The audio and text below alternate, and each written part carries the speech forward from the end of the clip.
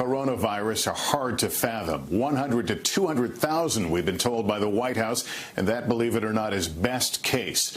Yet tonight, in a country where some of you are watching us under virtual lockdown inside somewhere, others are under few restrictions. More and more cities are preparing for the worst case. Field hospitals being erected in the nation's largest cities. A hospital ship pulling into port in New York as the death toll in this state exceeds 1,000.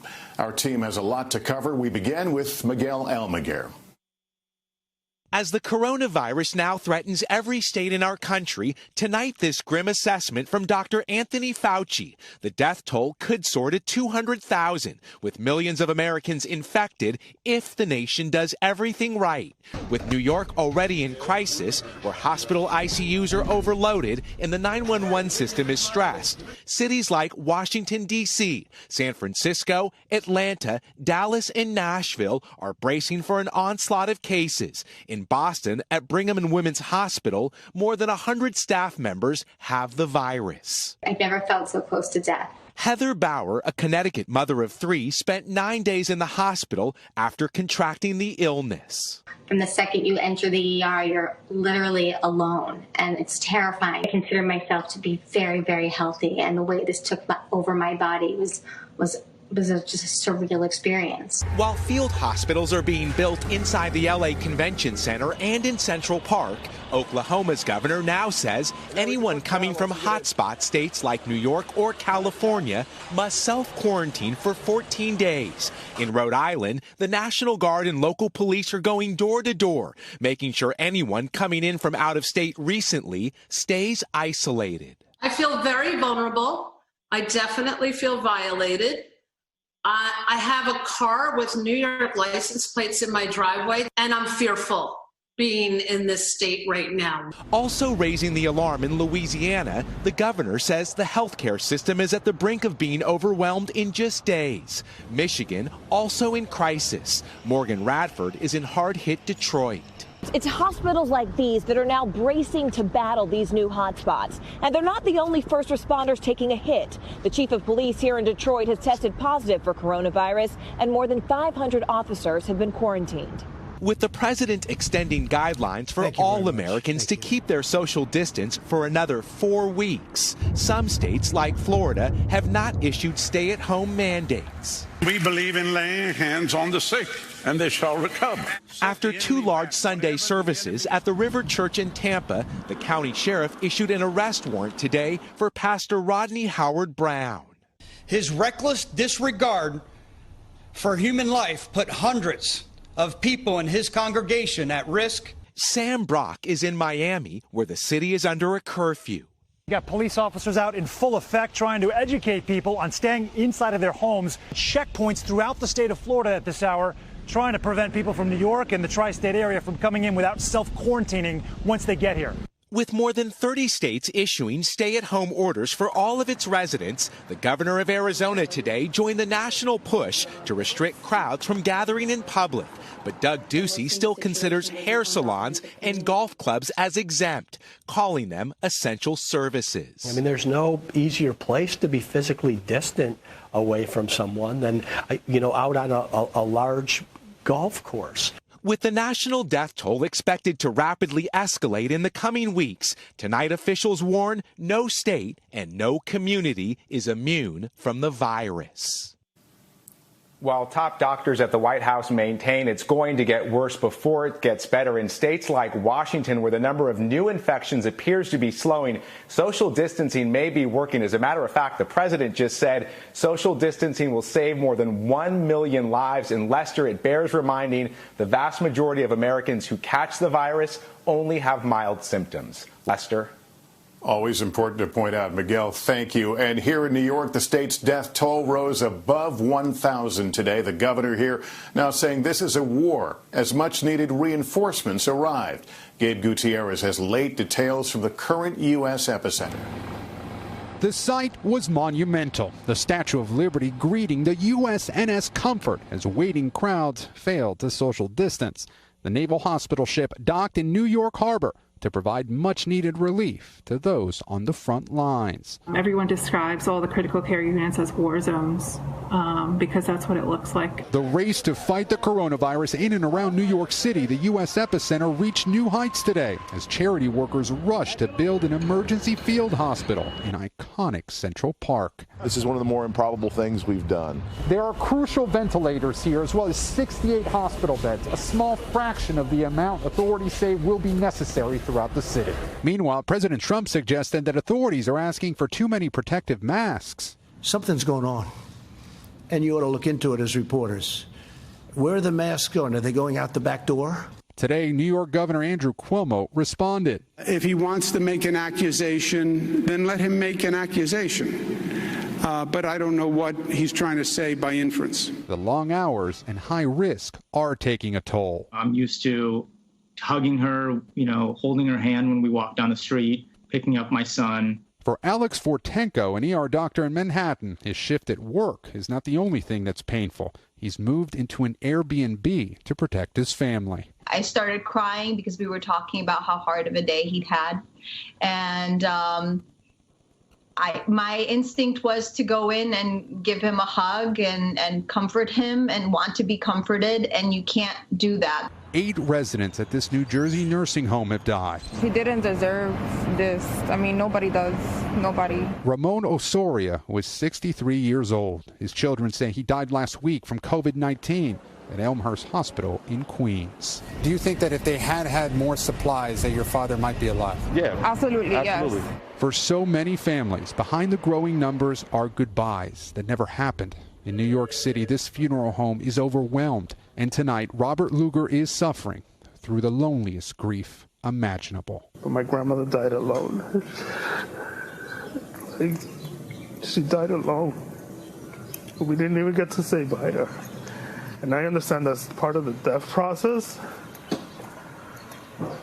But she was there. She was in the hospital. She was feet away. We couldn't even see her. We couldn't talk to her. Today, we also learned that New York City lost its first child to the virus. Authorities wouldn't release his or her age, but did say the child had an underlying health condition, like the vast majority of those who die from COVID-19. Governor Cuomo also pleaded for healthcare workers from across the country to come help. Lester. And we are grateful for each and every one of them. All right, Gabe, thank you. Also breaking, Ford joining GM in the race to produce enough ventilators, while President Trump has now reversed himself and extended social distancing guidelines until the end of April. Our Jeff Bennett is at the White House. Tonight, just days after President Trump ordered General Motors to make ventilators under the Defense Production Act, Ford Motor announcing it's teaming up with GE Healthcare to produce 50,000 ventilators within the next 100 days, transforming a factory in Michigan to help meet the demand of hospitals around the country. But as coronavirus cases in the U.S. continue to climb, President Trump, during a conference call with governors today, downplayed the problems posed by a persistent lack of coronavirus test kits, 2 sources familiar tell NBC News. In response to requests for more testing kits, the president responded by saying he hasn't heard about testing in weeks.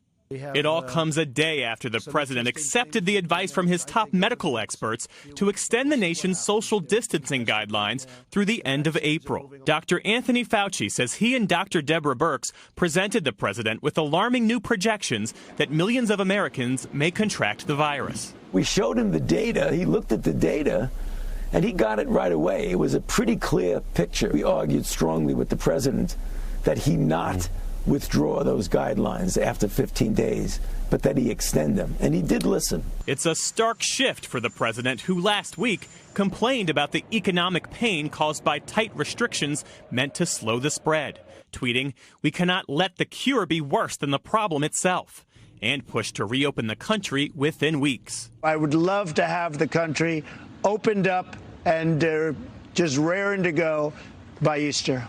The president now says Easter is when the government expects coronavirus deaths in the U.S. to peak. And President Trump is now eyeing another new date on the calendar. June 1st is when he predicts the country will be on its way to recovery. Lester? Jeff Bennett at the White House, thank you. And just 2 days now from the start of a new month, that means for a lot of folks, bills are due, but paying them is going to be tough for millions of Americans now out of work, including those at Macy's, just announced today. Here's Tom Costello. Tonight, a crushing blow for an American icon already struggling in the dot-com era. With all stores closed and few sales, Macy's says it's furloughing most of its 130,000 employees. The pandemic hitting companies big and small. Michael Levy owns a printing press franchise on Long Island with 3 employees. Sales are down 95% and the bills are coming due. It's really scary because my rent is due this week. I have payroll this week. And all my leases on my equipment are also due. To help keep companies afloat and Americans employed, the Paycheck Protection Program enables small business owners to apply for a loan that could be entirely forgiven if the money is used for expenses like employee payroll and monthly payments. If a company can prove it kept 100% of its workforce by doing that, the entire loan would be forgiven. If there are some layoffs, the amount forgiven would be determined by how much of the workforce is kept on. But in Lynchburg, Virginia, Mallory Hill is urgently seeking unemployment benefits and Medicaid after being laid off last week as a contracted school counselor. I own a house. I'm a single mom. And so my fear is I'm the only income. And how am I going to provide for my child? If you're in trouble, money experts say now is the time to preserve cash, make the minimum payments on credit cards, ask creditors for leniency, including medical and dental bills if necessary, and focus on paying the bills you must. So we need to keep food on the table. We need to keep the lights on and the heat in the house. We need to pay for health care because health care has never been more important. For renters, many cities and states are prohibiting evictions, and homeowners with federally backed loans are protected from foreclosure for now. Daniel Kramer is facing mounting bills after being forced to lay off almost all of his 175 employees at 4 Washington, D.C. restaurants. Tonight, he's defiant. We don't have a backup plan, and our goal is to rehire every single employee, and that's what we're going to do. Never before have Americans been thrown out of work so quickly and in such great numbers, with no indication when they'll be able to return. Lester? All right, Tom, thank you. We'll be back in just 60 seconds with delivery workers walking off the job, demanding more protection, and late developments on coronavirus treatments. With demand surging for online groceries and package delivery, some workers at an Amazon warehouse and Instacart walked off the job today, citing concerns about safety and pay. Here's Jolene Kent. Tonight, as more Americans stay home and depend on deliveries, workers in warehouses, grocery stores, and on the road are demanding more protections. Until they meet the demands of myself and all of the workers we're trying to protect, upwards of 200,000 of them. I don't need Instacart at this point. Some anxious workers for Instacart, an app that allows customers to order groceries from home, went on strike today, refusing to shop and make deliveries. They say the Silicon Valley company is failing to provide them with proper protective equipment or hazard pay to offset the elevated health risk to themselves and their customers. So many people still in the stores and not social distancing. Instacart responding, saying in addition to rolling out bonuses last week, it has now introduced new health and safety guidelines and has sourced, manufactured, and are distributing our own hand sanitizer.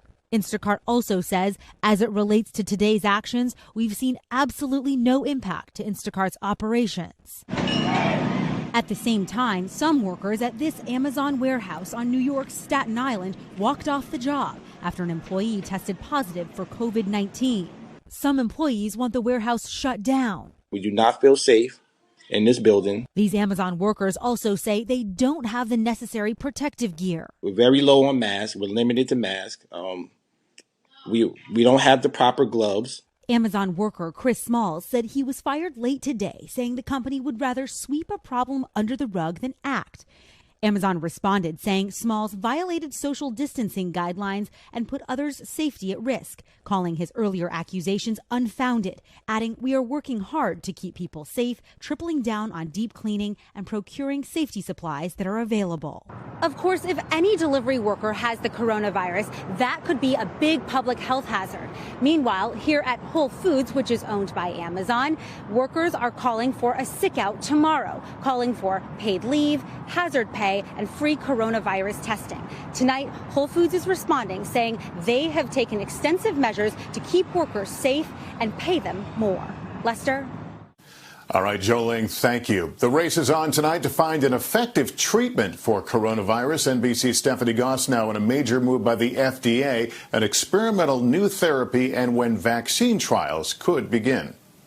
Tonight, news about potentially promising, though so far scientifically unproven drugs to combat coronavirus. On Sunday, the FDA giving emergency authorization to add 2 anti-malarial medications to the national stockpile, chloroquine and hydroxychloroquine, to be distributed to hospitals. According to the FDA, anecdotal reports suggest that these drugs may offer some benefit. Already, hospitals and doctors have been prescribing the medication, with clinical trials underway in New York and Minnesota. James Conisaro, who is still in the hospital, started treatments last week. Thursday morning, I was at my low point. That's when I thought I was going to die. That day, doctors gave him hydroxychloroquine. I woke up at midnight, just about midnight on Thursday night, feeling something was different. I felt like, all right, the body aches aren't so much.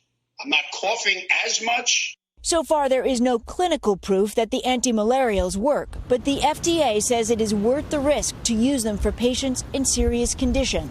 Also in the pipeline, but still not scientifically proven, is transfusing plasma from coronavirus survivors into infected patients. Houston's Methodist Hospital is studying it as a treatment. The idea is that plasma may have parts of the immune system, like antibodies, against the COVID-19 virus that could potentially help patients. But the most long-term hope is being placed in the development of a vaccine.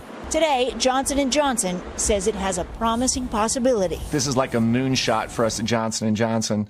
What would usually take 5 to 7 years, we expect to be able to accomplish in 5 to 7 months. Johnson & Johnson's possible vaccine will go through rigorous trials, but the company says that in the coming days, it's going to start production so that if and when they get the approval they need, it will be ready to go. Lester? All right, Steph, thanks very much. Coming up, why the new coronavirus test could be a game changer. All right, we're back now with our Dr. John Torres. John, the FDA just approved a coronavirus test that gives patients results in as fast as 5 to 15 minutes. How soon will this test be available? Lester, this new test is going to be rolled out in Detroit this week to be used for frontline healthcare workers who are among the most vulnerable. The test we've been using takes anywhere from hours to several days. This new test is portable and delivers results on the spot in less than 15 minutes. In addition to quickly testing healthcare workers, this will also be critical for airports, drive-thrus, even jails, because once a person tests positive, they'll go into isolation immediately, decreasing the spread of this highly contagious virus. The manufacturer tells me they plan to deliver 50,000 tests a day. Lester? Another important tool in the arsenal. Dr. John, thank you. Up next, symbols of comfort in windows across America. Finally, you may have noticed them, a welcome sight in many American neighborhoods. Here's Kristen Dahlgren. Yeah, you see him? Yeah, Winnie the Pooh. Just when parents and kids thought the boredom was unbearable, teddy bears started cropping up in neighborhood windows. We went the first night and found like 20-something. I think now 21. Now we're up to like 112. Turning stir-crazy kids into stuffed animal scavenger hunters. So it can be like an Easter egg hunt almost, except it's like bears. Bears have now been spotted across the country, even going global. Sightings reported in Wales and New Zealand. A welcome distraction. It was really exciting and something fun to look forward to. The last one was the biggest one of all of them. Some neighborhoods have even turned it into a walking safari with all sorts of wildlife. I have a 5-year-old, and she's learning animals. She's counting all of them. It counts at school. A lesson in coming together. even while staying 6 feet apart. Kristen Dahlgren, NBC News.